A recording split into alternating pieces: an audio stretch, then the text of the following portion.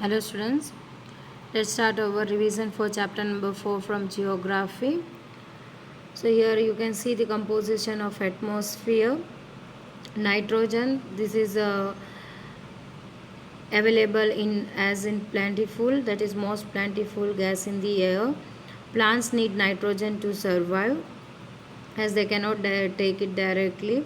So the bacteria that live in the soil and root of some plants take nitrogen from the air and change its form so that the plants can use it.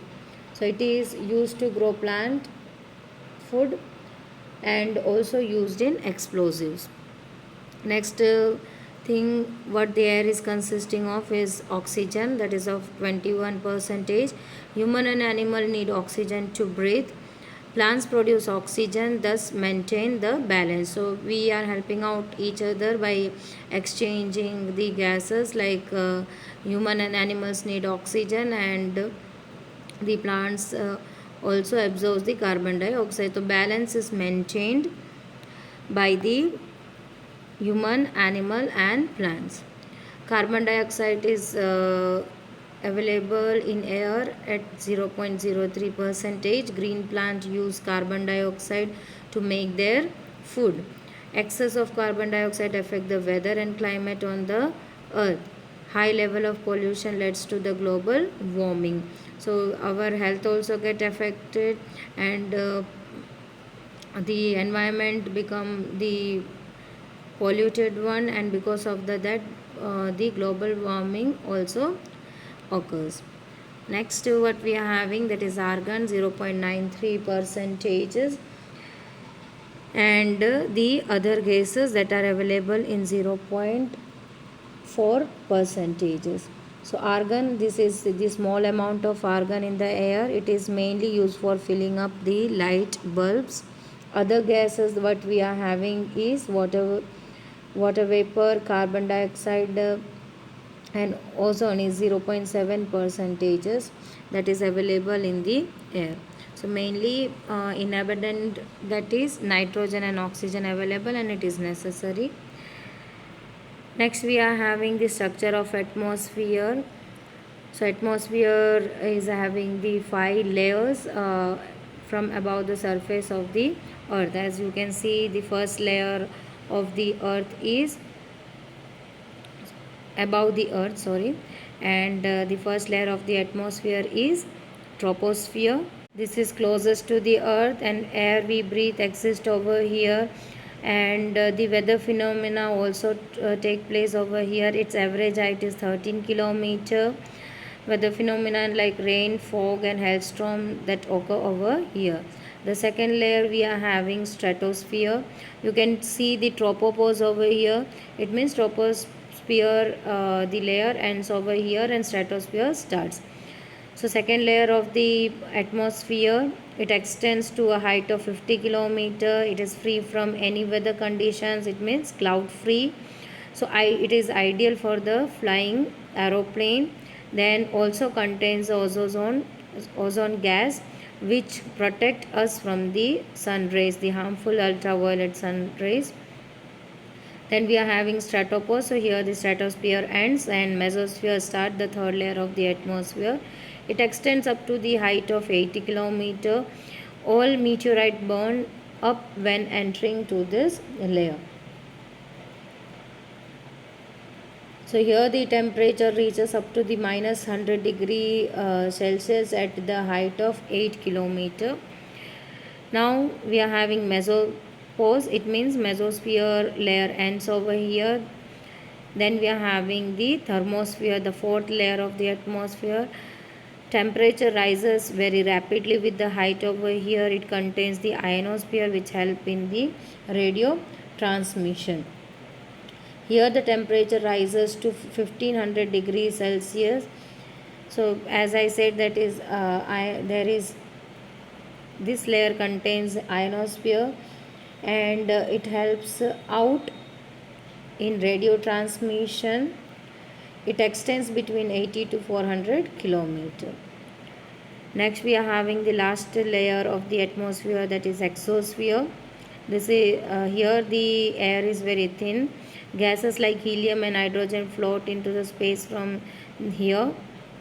Then temperature rises very rapidly with the height.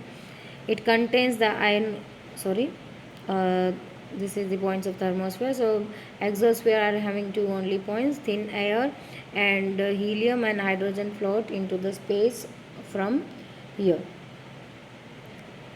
Here, because the air is thin, the atmospheric pressure and temperature are very low over here because the air is very thin. Next topic we are having in front of screen is weather and climate. So what do you mean by weather? Condition of atmosphere over a short period of time is called as weather. It changes frequently. It may last for a day or for few hours, but not more than a day. Few days also, but not more than few days or a day. And within hour also it can change. So day to day, hour to hour change in atmosphere, the condition of atmosphere, that is called as the weather. Climate, average weather condition of a place for a longer period of time. So it can, we can consider it as season because it stays for a longer period of time. Example like summer, winter, monsoon. So this could be included in climate. Does not change as the average is taken for 30 to 40 years. So the same climate condition would stay for 30 to 40 years. Later on this can be changed, like from 3 months to it will become 2.5 months, or from 3 months to it will lesser day there would be, or more days it would be. It depends upon to the condition of the environment. If it is polluted free or being polluted, then we can receive more rainfall or less rainfall. The winters would be more severe or less severe. It depends upon the environment.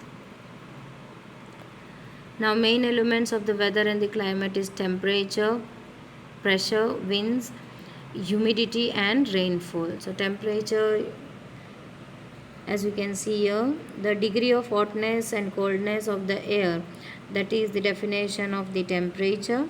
Temperature differ during the day and night from season to season. That also we know, we are having different kinds of temperature in different season. Like summer it is too hot, winter it is cold, monsoon we are having the moderate temperature, sometimes hotter and colder. So day and night the temperature changes. The heat is derived from the incoming solar energy received by the earth. So this is called as insolation. The insolation decreases from the equator to the pole. So most probably the hottest area on the earth's surface is called as the equator, the central portion of the earth, because the direct sunlight affects over here. Temperature are higher in the city due to the metal road and cemented high-rise buildings than in villages or open areas, because the metal buildings or cemented buildings or metal road absorbs the heat. Then it is omitting out the heat at the night, so that temperature could be felt at night also. Now next main element of the weather and climate is pressure, is the weight of air. Now what is the air pressure? It is the weight of the air that exerts on the earth's surface. Pressure falls with the increase in height. Low pressure areas means is hot and rises. Low pressure areas have cloudy skies and wet weather. High pressure areas have cold and heavy air. High pressure is associated with clear and sunny sky. Air always moves from high pressure area to low pressure area. Go through the video to learn it in a better way, because I have explained with the diagram. So it would be easy to understand. Directly we cannot, if I explain this also it would be hard to understand. Nextly we are having winds. The horizontal movement of air from high pressure to low pressure is called as wind. So speed and direction of the wind varies from place to place. Winds are of three types, that is permanent. Throughout the year it moves only into the one direction, and because of that it is also named like trade winds, westerlies and easterlies. Second type of wind we are having, that is seasonal winds.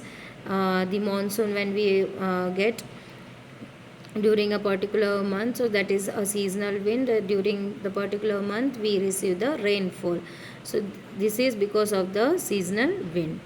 Then there are also local winds, like land breeze and sea breeze, so these are called as local winds. It sometimes occurs in one particular places as Loo, that blues during the summer season, mainly in Gujarat and Rajasthan. We are familiar with this word, that is Loo, and because of the it is mainly occurring during the summer season. So these are the local winds. It occurs during summer season.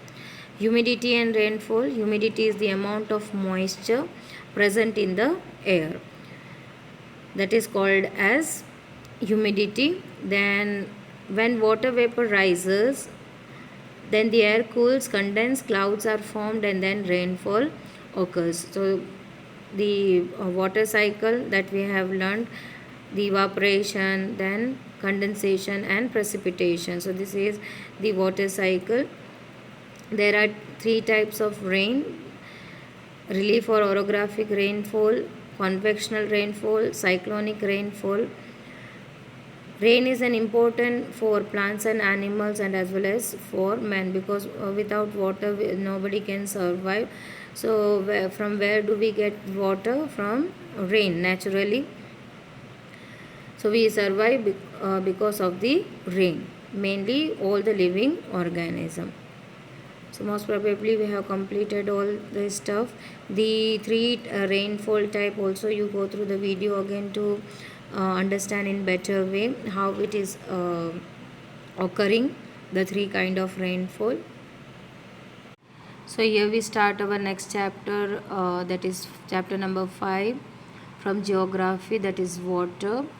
Water cycle already learned in the previous chapter. What is a water cycle?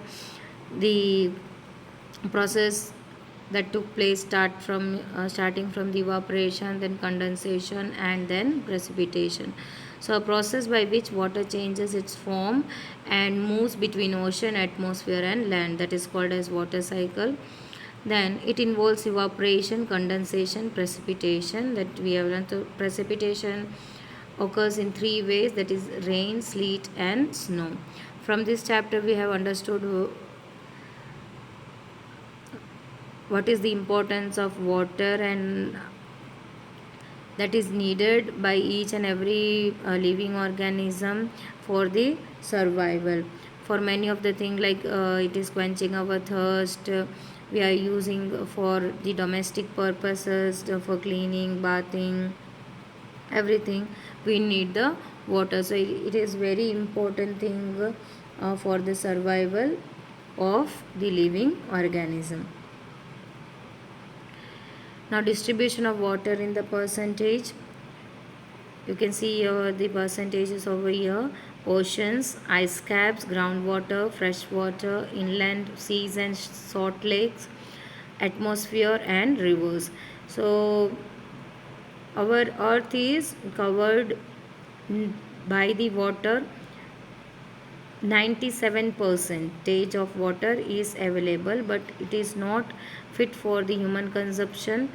We cannot drink it, as it is a salty or saline water. As you can see over here, ocean, 97.3% of water is salty.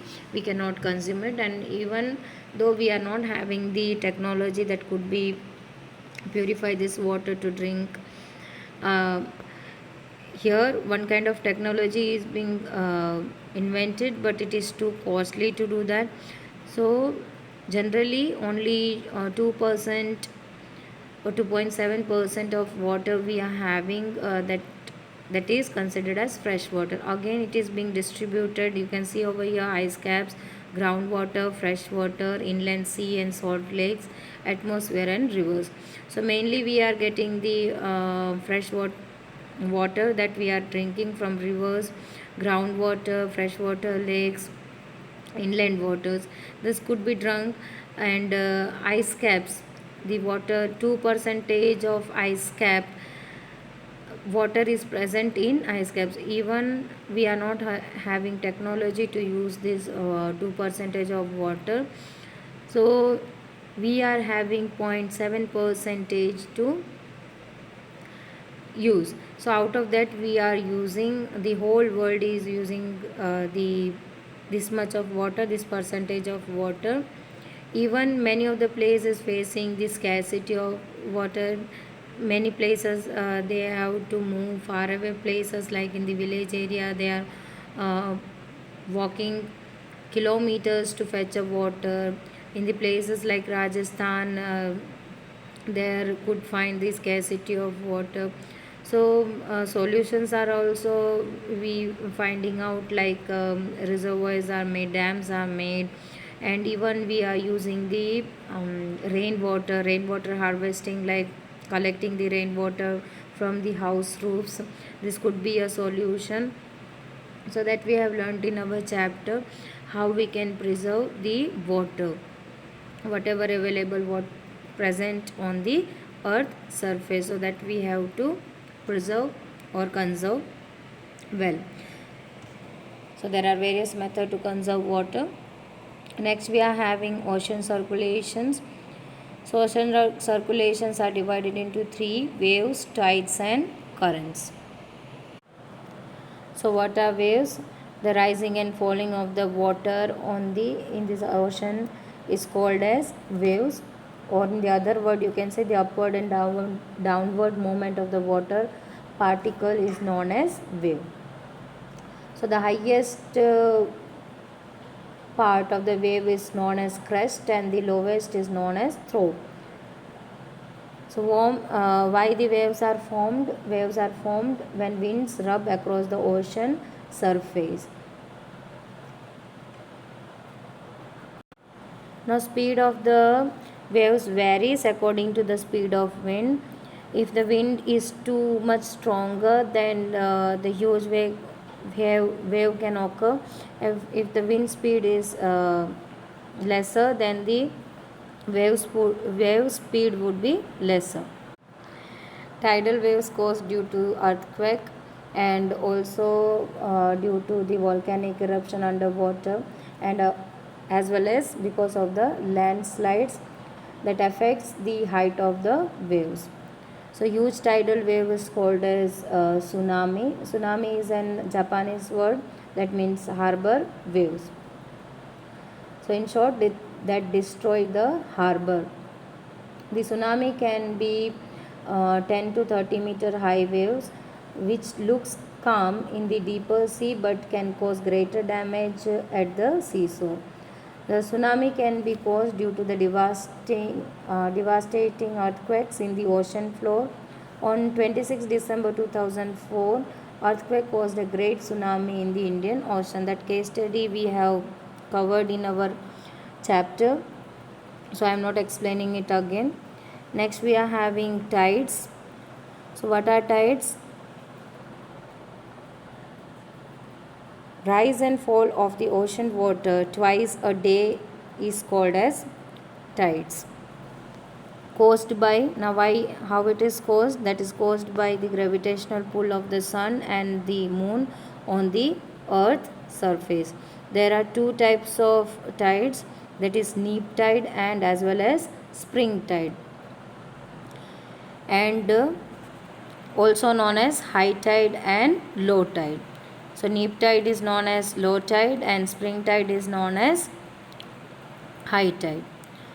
So when the high tides occur during the full moon and the new moon days, the sun, the moon and the earth are in the same straight line and the tides are the highest. So these tides are also called as spring tides or high tide. Now when do the low tide occur? It occurs when the moon is in its first and last quarter, The ocean water get drawn in diagonally opposite direction by the gravitational pull of the sun and earth, resulting in low tide. So these kind of tides are known as neap tides, or the name it is known as low tide. Now tides are also useful in fishing and generating electricity. How it is useful? The rise in the water level during high tide allows big ships to enter or leave harbor safely. Tides clear the river sediments and polluted water from the mouth of the rivers. In cold countries, the sea water rushing in during high tide prevents harbor from freezing in winter. The water at high tide can be stored behind specially built dams used for hydroelectric power generation. As we have said, we can generate electricity also.